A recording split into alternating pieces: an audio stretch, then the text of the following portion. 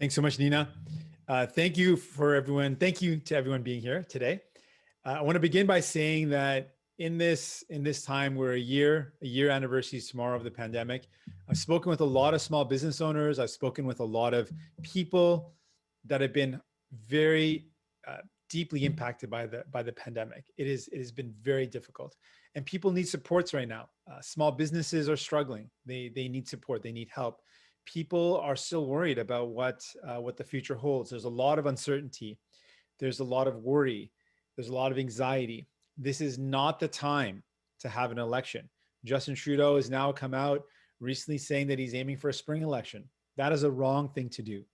We've seen what's happening now in Newfoundland and Labrador with an election. It is being pushed back. People are worried. It is not the right thing to do. What we should be focused on right now is getting everyone vaccinated, getting help out to small businesses, acknowledging that this pandemic has disproportionately hit women, racialized people, young people, and putting forward supports for women, for racialized people, for young people. That's what we should be doing right now. People need help right now. They need supports right now. We need to get everyone vaccinated. That is the priority. That should be the priority, not working towards finding a date or a time for an election. Justin Trudeau should not be doing that. It is wrong to be doing that right now, given the variants, given the fact that vaccination is so vital right now. So we're going to continue to put pressure to get the help that people need and to stop the Liberals from getting distracted by trying to work in the benefit of their party instead of working in the benefit of people. Donc, c'est clair, j'ai parlé avec plusieurs personnes, des petites entreprises. C'est un temps difficile. Demain va être l'anniversaire, 1 an d'une pandémie à travers le monde et l'impact a frappé fort ici au Canada. Et en particulier, la pandémie a frappé les jeunes, les femmes, les personnes racisées, les communautés racisées et les petites entreprises. On doit aider ceux qui ont été impactés par ceux qui ont été frappés par la COVID-19. On doit les aider. Ça doit être la priorité. Mais aujourd'hui, encore, Justin Trudeau a dit qu'il planifie une élection pour le printemps. Ce n'est pas ce qu'il doit faire. Ce qu'il doit faire, c'est cibler l'importance de vacciner toute la population. Les vaccinations, ça c'est clé, ça c'est important. L'appui pour les personnes impactées par la COVID-19, ça c'est aussi prioritaire. Donc, on va continuer de pousser le gouvernement de faire ce qu'il faut. On veut que le gouvernement fasse leur travail pour aider les gens. On veut voir le Parlement fonctionner pour aider les gens. Et encore, je dis, c'est une erreur de plonger le pays dans une élection quand on a assez de travail à faire. So with that, I'm ready to take any questions you might have. Thank you again so much for being here. Thank you very much. So I would like to invite the members of the media, if you have a question, to please use the raise hand function at the bottom of the page. J'invite les membres des médias, si vous avez une question, d'utiliser la fonction lever la main au bas de la page. So we will start with Chris Reynolds with the Canadian Press. Please go ahead. Hi, Mr. Singh. You can hear me okay? Yes, Chris, thanks. I always got to check. Thank you. That's a good idea.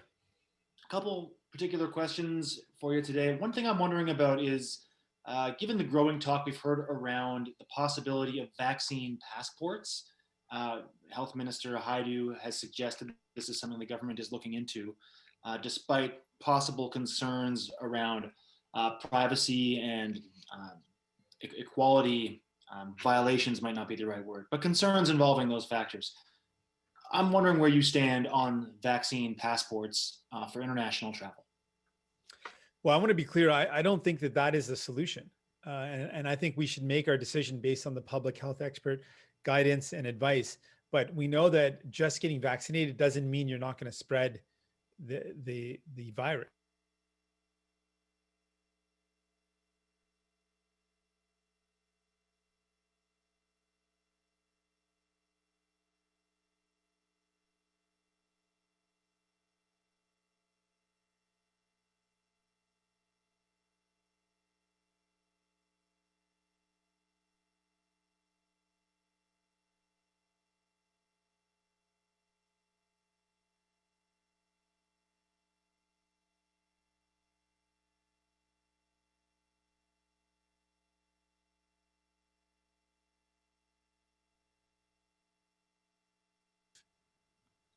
This afternoon, Ministers Blair and Haidu are set to come before the Public Safety Committee to talk about the quarantine hotels.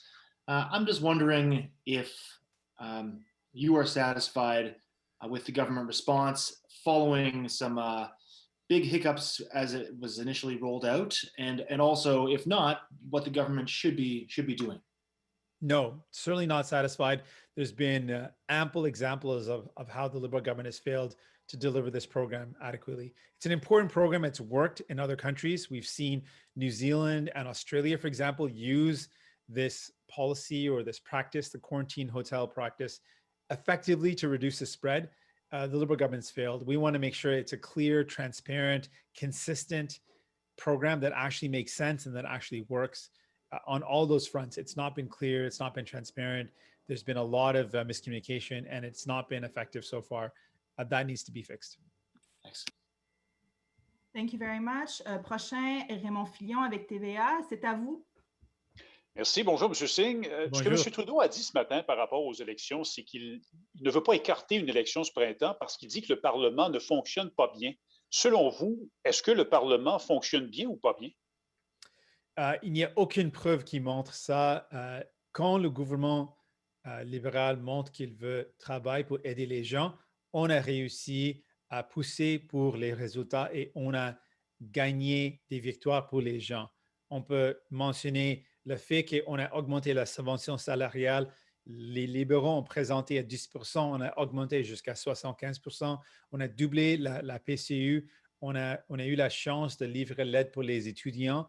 Donc, chaque fois quand c'est une politique ou un projet de loi pour aider les gens, on a eu la capacité d'avancer les intérêts des gens et réussir à accomplir quelque chose qui est vraiment aider le monde. Donc, il me semble que le gouvernement libéral et Justin Trudeau cherchent une excuse pour déclencher une élection, mais ce n'est pas le cas qu'on ne pouvait pas avancer les projets de loi ou les enjeux importants pour les gens. Effectivement, on a eu la capacité de faire ça et on a réussi à faire ça. Juste pour clarifier vos propos des derniers jours, M. Singh, par rapport au vote de confiance, est-ce que vous vous engagez formellement à ne pas faire tomber le gouvernement sur les votes de confiance qui s'en viennent, comme par exemple le budget, ou ça va dépendre? Est-ce que vous êtes ferme là-dessus? Juste démêler un peu là, ces propos que vous avez tenus, je pense, la semaine dernière, s'il vous plaît. Oui, je suis clair. Je ne veux pas déclencher une élection. Je sais que les gens ont besoin de l'aide maintenant. On a besoin de vacciner toute la population. Ça, c'est la priorité. Les libéraux savent toujours c'est quoi nos demandes, ce qu'on veut voir. Ils savent toujours comment travailler avec nous parce qu'on était clair. On veut aider les gens. On veut plus d'aide pour les petites entreprises. On veut continuer les aides comme les subventions salariales et l'aide pour le loyer. On veut continuer l'aide aux travailleurs et travailleuses. On veut continuer avec le congé de maladie payé. Donc, le gouvernement libéral sait ce qu'on veut voir et on était clair. Moi, je suis clair. Je ne veux pas déclencher une élection. Je veux continuer d'aider les gens. Alors, juste un petit rappel aux journalistes, si vous avez une question, d'utiliser la fonction lever la main au bas de la page. A reminder for journalists, if you have a question, to please use the raise hand function at the bottom of the page. Next, I have David 13 with the CBC. Please go ahead. Hi, Mr. Singh. My question is this. The government today announced that they're launching a website to track long-term drinking water advisories on First Nations. So my question to you is, what is a website going to do to help the situation? Do you think it's going to work? Do you think it's going to help? No, it's not going to help at all. It's going to do nothing. What Indigenous communities want to see is a real commitment to clean drinking water, not broken promises, not fake words. They want real action and real commitments. And this can be done. There's no excuse. Again, I want to be very clear. In the year 2021, in one of the G7 nations, an economy as large as ours, with the resources that we have, there is no excuse that the Liberal government hasn't fixed this problem. There is simply no excuse. And we are going to continue to fight to say people across this country, the first people of this land, Indigenous people, deserve clean drinking water at a minimum. There is no excuse for this not to happen. And what do you think of, I mean, I didn't hear a new deadline from the minister today. What do you think about that? Well, one is they missed their last deadline, and that was an abysmal failure. But they need to put a deadline in place. How do you hold the government accountable? At least now we know that they failed horribly to deliver on a vital promise that is so important to Indigenous people. These are people that do not have access to drinking water. These are people that are turning on their taps and the water is undrinkable. These are kids that are dying because of the lack of care. We have to do something about it. And there is no excuse for the Liberal government not bringing in a deadline to clean the drinking water. They need to bring in a deadline. En français, s'il vous plaît.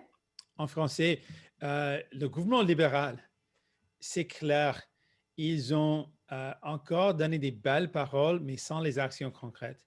Et dans le cas de l'eau potable, c'est inexcusable que dans 2021, un pays G7, avec les ressources qu'on a, que le gouvernement libéral n'a pas eu la capacité de s'assurer que tout le monde, toutes les Premières Nations, toutes les communautés autochtones ont accès à l'eau potable. C'est inexcusable.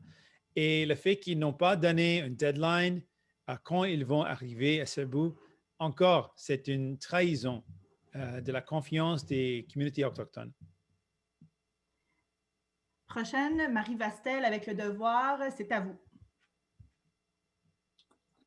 Oui, bonjour, Monsieur Singh. Bonjour. J'aimerais revenir sur la question de mon collègue Raymond Fillon de TVA.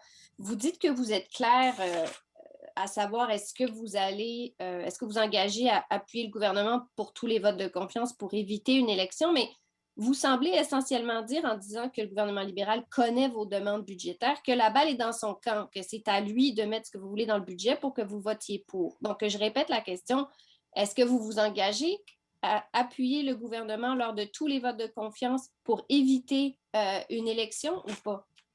On a été clair, j'ai posé la question dans la Chambre de communes en disant la même chose.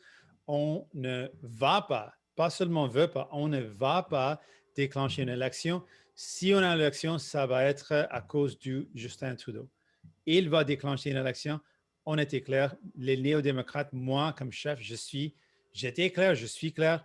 Je ne vais pas déclencher une élection parce que c'est le moment d'aider les gens. C'est le moment de livrer l'aide aux petites entreprises. C'est le moment de s'assurer que toute la population est vaccinée.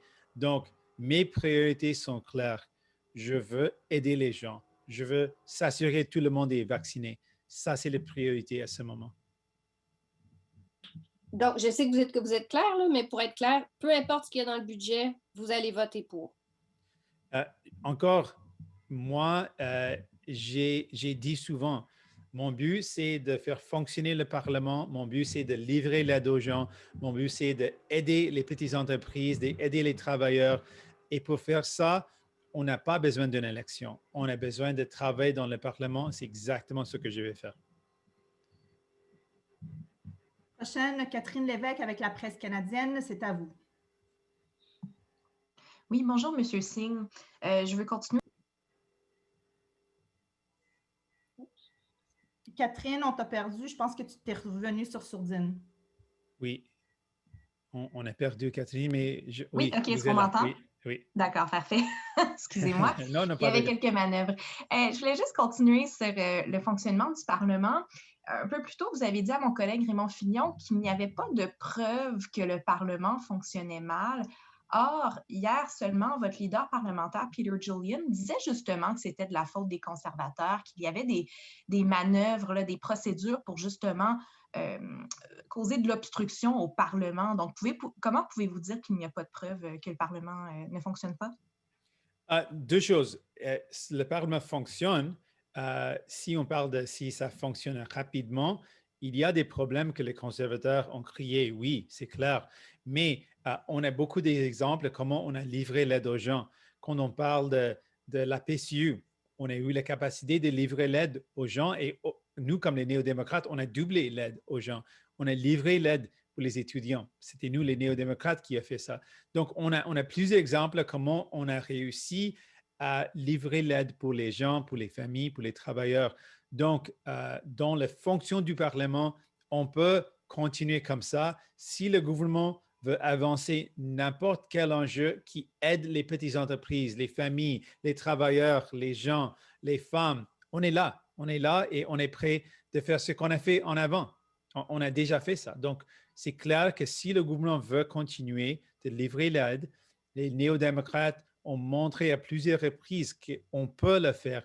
Les néo-démocrates, on l'a déjà fait et on peut continuer de faire ça. Bon, d'accord, ça ne répondait pas tout à fait à la question, mais je veux juste passer sur la quarantaine à l'hôtel parce que, bon, on a entendu le Parti conservateur qui veut suspendre le programme, citant les problèmes. Là, le Bloc québécois veut en fait élargir le programme à la frontière terrestre. Je me demandais, vous, au NPD, on se situe où sur la poursuite de ce programme? Est-ce que vous voudriez, qu'est-ce que vous aimeriez voir comme changement? Je veux que ça fonctionne. Effectivement, je veux protéger la population. Et en Australie et Nouvelle-Zélande, ils ont utilisé ce programme effectivement pour arrêter la propagation de la COVID-19. Donc, on veut qu'un programme fonctionne. Ça, c'est le critère, que ça fonctionne et ça protège la population. Jusqu'à ce moment, c'est clair que le programme ne fonctionne pas. Le gouvernement doit régler les problèmes. Donc, juste pour être clair, les critères actuels vous vont, vous voulez juste que ça fonctionne bien, mais que ça reste tel quel. Oui, tout le temps. On veut que les programmes fonctionnent bien pour protéger la population. Next, I have Mary Brooke with the Island Social Trends. Please go ahead.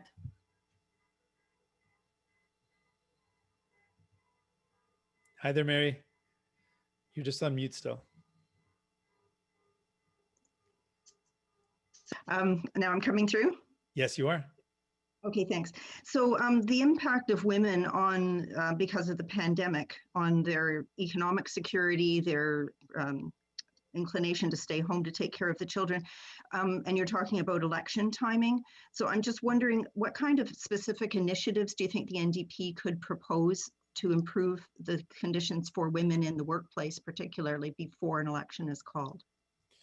Thank you very much. I think, first of all, again, I want to be very clear. I do not want an election right now. I think it's the wrong thing to do. Justin Trudeau is wrong for planning an election when he should be making sure everyone gets vaccinated. We should be getting help out to small businesses that are worried about shutting down forever. Communities are worried about losing those gems in their community, in their neighborhoods, in their cities, in their towns. So that's where our focus should be, on people, on helping people. So I don't believe an election is the right thing to do. In terms of helping women, one of the most important things we have heard from everyone is childcare. There needs to be access to childcare if we want to be serious about women being able to get back to work. The single most important program that experts have said again and again is access to affordable, universal childcare. That is something that we are committed to. We want to see dollars invested at the federal level to support provinces. We want to see access to childcare. We also have to make sure the investments in the recovery aren't just in very important infrastructure. We need to make sure we create jobs that help us fight the climate crisis. So infrastructure is key. Retrofitting homes and buildings, building public transit, all very important. But we have to acknowledge that if we want women to return to work, we also have to invest in the care economy, where women lost jobs significantly, in the service sectors where women lost jobs. So our investments in the recovery have to match those who have been hard hit, particularly women, young people, racialized people.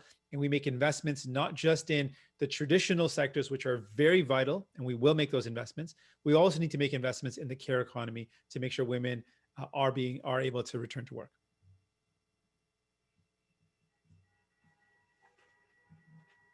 Mary, do you have a follow-up? I believe you are still on mute.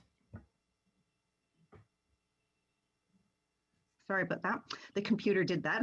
I'm looking at the overall philosophy or direction in public health, that they're looking at vaccinations by age in descending order, pretty much across Canada, with some variations, with exceptions for essential workers and frontline workers. And I've been looking for your thoughts, wondering lately about the impact on youth and I'm talking about young adults, let's say between age 20 and 40, who are the working backbone of the economy, who are starting young families and raising young families. And in a sense, they're kind of being left to last in the immunization program. And there will be exceptions based on what kind of work they might do. But I'm just wondering your overall philosophy on the immunization approach in Canada. Well, this is one area where I think that Canada has done a good